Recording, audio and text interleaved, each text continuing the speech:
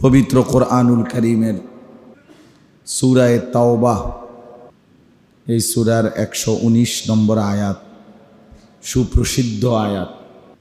এই আয়াতটি আমরা তেলাওয়াত করেছি।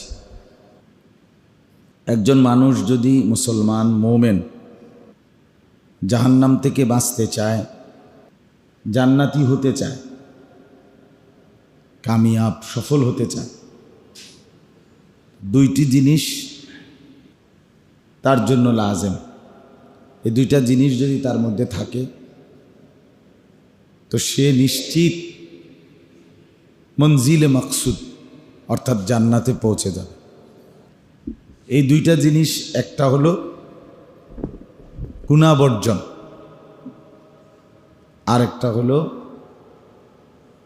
আল্লাহওয়ালা, আল্লাহর প্রিয় বান্দা যারা আহলুল্লাহ, তাদের সংস্রব, তাদের সোহবত, সান্নিধ্য অর্জন। এই দুইটা নিয়ে